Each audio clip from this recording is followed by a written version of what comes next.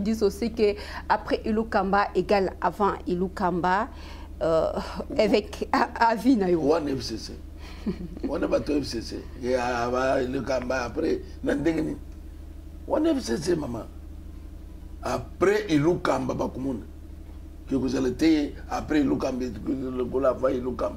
Ilou Kamba fandi musane badi kitagena tong badi kitagana 12h badi papa ya bato alembi. Même si vous avez un autorité morale, vous avez une instruction à PC, vous avez une instruction à Bambi à 10 heures. Vous avez une instruction à Bambi à 10 heures. Vous avez une instruction à Bambi à 10 heures. Vous avez une instruction à Bambi à 10 Merci beaucoup. Avec nous sommes arrivés au moins à la fin de cette émission. Bientôt, nous allons vivre au moins un nouveau monde avec un nouveau gouvernement initié par le chef de l'État. Il y a Union Sacrée. Suggestion, il y a évêque Naba Oyoba Kozala nommé Pena chef de l'État Ezani. Bato bazana bulingomboka. Bato baye pona kusala musala mboka telema. Bato baye pona azel du foot na ye, a vivre na le foot na ye. Mutu ya kanyaka, mutu nyonso mboko milai. Prison Makala. Prison Makala. Moi j'ai l'image de Makala. Merci. Makala. Merci beaucoup, évêque, d'être là ce soir pour nous. En tout cas, merci. C'est à moi de vous féliciter. Merci beaucoup. Merci beaucoup, évêque. Nous voici arrivés au moins à la fin de cette mission. Aujourd'hui, nous avons eu l'opportunité de pouvoir analyser les enjeux politiques de la République démocratique du Congo avec l'évêque Pascal Mukuna. Je dis merci à la grande équipe technique, Chris Izamaï, merci, Jonathan Goma, merci, Dev Lipassa, merci, merci de votre fidélité. Suivez la rediffusion de cette émission mercredi à 15h30. Au revoir. Avec en quoi condamnez-vous éthique de la morale des politiciens congolais?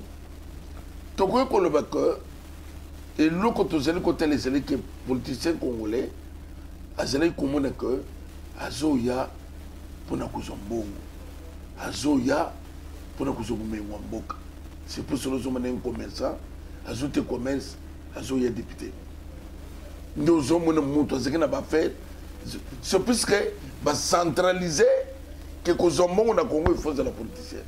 Et pourtant que Mboko ils ont un homme d'affaires, ils ont un trafiquant, Yaminen. Qu'est-ce qui s'est passé? Kabila a bomi, secteur de trafic, a bomi à affaires, a bomi à commerce, il y a mon commerçant, il y a mon homme d'affaires, il y a mon trafiquant. Kabila zote kana bakwang. Awo moni akimi. Makambo budget. Tout moi quand tu étais bakwang moni chose. Donc Kabila zote kwa na tomate. Donc Kabila teki tout. Kabila teki tout. Mutema be ndengeni. Boru kamani bakenda abengeni bangu moi c'est na ko champion. Ba papa cancer bazala kao, exportateur ya baloche tout ça. Et comme moi c'est na yenani. Nous sommes bafutaka douane te, bafutaka taxe moko te. Donc moka na bango. Mon mbalo a 29 ans ici. Le lobby sont tombés à Zoba Yakabine. Il va payer le prix. Aujourd'hui, tout est par terre. Il va payer le prix. Tout est par terre. Tout est par terre. Avec que faut-il faire? Ou bien il nous faut combien d'états pour que RTC et Zonga na belle robe naïe? Et Zonga tamoula ité. Maman n'a pas comme ça, c'est qui première conscience. C'est qui première bonne volonté. Tout de suite, les gens ont une bonne volonté. Il y a beaucoup de choses. Moutou, Akipaka, ni Mindate, même Batou, faire le jeu de salam, Akipakate, mais tout ce qui est sensible. Il suffit qu'un gouvernement va changer ma PDG, démarrage. Dans 2 ans, au Koukam, au Koumane mine de zones partout, basé les zones partout, Bomengo, tout ça, Nayango, Mbongo Ezali. Mais bon, on est sur la prochaine bateau. Mouté mon zozoa 600 millions, 400 millions. Moi, un individu. Moi, je ne sais pas à faire mon. Bon, moi, je vais faire mon. Je ne sais pas faire. Mon soin qu'à l'intérieur du pays, bien il y avait 350 $. Tant que nous avons fait des choses, il y a 60 $, 70 $, des bélés. Nengo mon équipe passeport ils allaient 300. Mais le lieu il y a ceux qui l'ont entraîné. ndenge mon kona ba billet avion. Lubumbashi $700, a fini ici de $700. Isaka tout va changer. Nous sommes $1, Zoé, $2, Jeannette, Oyoboye, Moutousongolo, des eaux complets, moyen de baisser les sanitaires. Puis il y a certaines personnes qui disent, mais avec aussi a été au moins dans ces pays, il y a beaucoup de temps. Pendant tout ce temps, disons, 18 ans avant le départ, il y a Kabila, avec Azaïki Wana Abandai Komuna. Mais pourquoi l'évêque n'avait pas eu le courage à Kolobango avant, Kolobango juste après son départ? Quel départ? Tu ne mets pas de quel départ? Parce qu'il n'est plus au pouvoir, il n'est plus président, il n'est plus jamais, on est young to solo bango. Peut-être que l'autre solo bango. Et avec Kalobi, c'est parce que j'ai trouvé que Kabila n'est pas parti. C'est lui qui dirige le pays. Nous, on croyait que donc Félix, ça y est, il y a un Mambok. Mais quand j'ai trouvé que non, ce n'est pas lui, c'est Kabila. Ce qui est là qui n'est pas sur le Bangal, il n'a pas été présenté. Kabila, c'est qu'il a service à la sécurité. Kabila, c'est qu'il a justice. Kabila, c'est qu'il a armée. Kabila, c'est qu'il a mandataire, Kabila, c'est qu'il a parlement. Kabila, c'est qu'il a Sénat.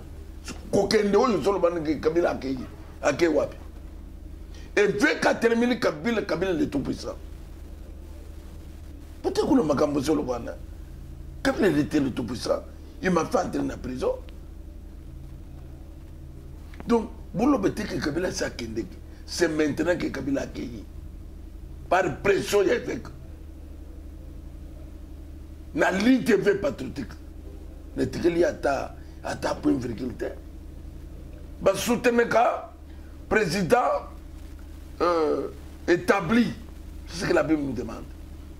Respect aux autorités établies. Mais dans le moment, officiellement, tu n'es pas autorité établie, mais officieusement, c'est toi. C'est toi qui diriges.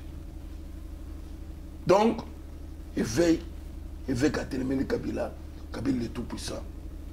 Dans le moment où on a terminé Kabila, aucun politicien à l'Obama Kamangana n'a salé corruption. Aucun. Il veut qu'à ce courage à corruption. Puis ma Kamoutouna, l'Obama se goutte. Tout. Les gens qui sont à côté.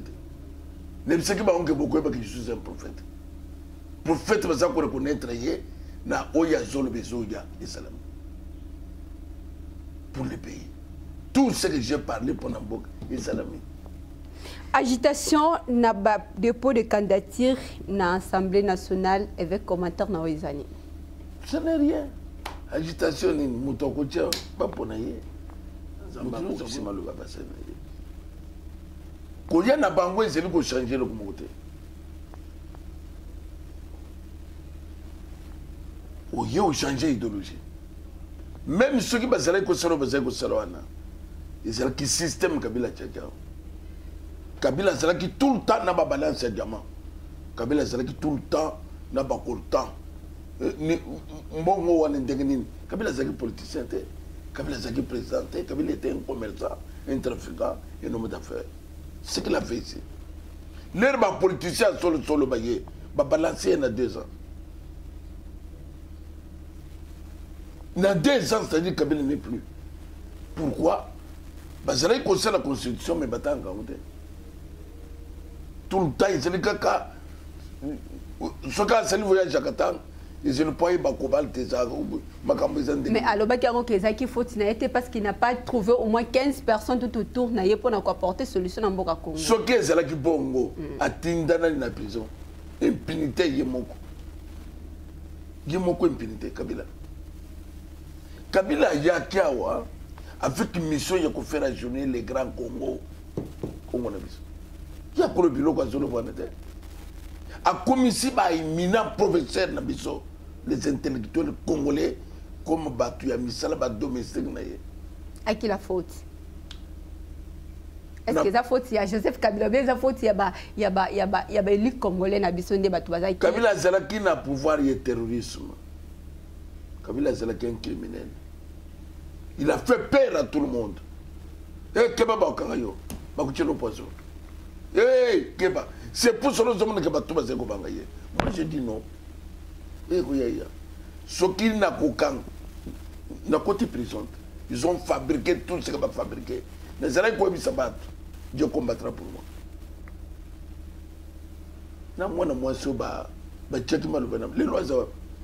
C'est ça Dieu. Il a affronté. Mais Ebele Bazela Kobanga wana. Ndo moni, même Baïmina professeur, Bazo Kendeboye. Alors, quand le week était, ce qui n'a télémité, tu peux démystifier mon côté. Il fallait que démystifier l'homme Kabila. Avec Bozolo Belalelo, Tozobika au moins divorce, il y a FCC Cash qui ne plie pour le moment parce que tu regardes le Belango, le sous-sauté. Consommation et divorce au Wana. Qui est le gagnant? Les gagnants, c'est le peuple congolais. Kabila nyoko le peuple. C'est-à-dire que l'air au monde qui message à l'émotion patriotique. FCC Cash fait couf. FCC Cash fait couf. Donc gagnant à sa peuple. Pour Nanine, Kabila a trop tué. Kabila a appauvri le peuple congolais. Tanaka Kapreza, Félix Saye, 2 ans, il y a un autre comment ils ont commencé ça. Alors, Kokenenaye, ils ont démarrage. Kokenenaye, ils ont décollage au Congo, le Grand Congo. Puisque ce gouvernement est bimiao, c'est fini. Moutokolo est bon bloqué. Ministre des Finances, conseil de l'autorité. Moutia Banque Centrale, bon et bimate. Makamana Bangwane, même gratuité. Va créer une école à l'Ukuta, ce qu'autant. Président Félix Aningisimuto. Merci beaucoup, Batabona Namona Bangote. Avec aujourd'hui, l'Union sacrée, et là, tous veulent au moins pouvoir reprendre part dans la grande marmite. Il y a Union sacrée. Ce sont de mêmes visites, au moni agitation, bamène des ballons FCC, bangoika sanji ballons FCC. Est-ce que faut-il continuer toujours à travailler avec de mêmes personnes à Union sacrée? D'accord, c'est que dans le moment où nous allons, tous avons besoin de tout Congolais. Azala, X Azala Y, tokoki ko bengana lisusu mutu te. Bana mboka lisanga. To bouté dehors, ba étranger, au bako télévision. Les sans crier. Les autres zoloba, Kabila a perdu majorité parlementaire. À 40 députés. Soni. Mais jusqu'à présent, et ça n'a pas promouvoir toujours fidélité. Fidélité n'a pas Joseph Kabila. Tout le monde a la télévision, honorable député, jusqu'à présent, ils sont toujours fidèles à Joseph Kabila. 40. Azana 40. Donc, quand c'est que Moutoua Zalaki n'a pas de mobilité, 40. Soni. Donc, ni les salis, Makila ya Congolais écrié que non, faut tout ça, on a tout le monde. Kabila cause la. Namo Yamboko Yanin. Yanin. Où est-ce que tu as sauté? Kabila doit nous prouver qu'il est Congolais. Parce que dans toi se comporter le Congolais. Se comporter comme un étranger à Zonyo Kolabanambo. Soyoka de Bisoke, où il y a Yakinaye, Kabila le père, à Koyeb Sebiso, Ndokatongeli.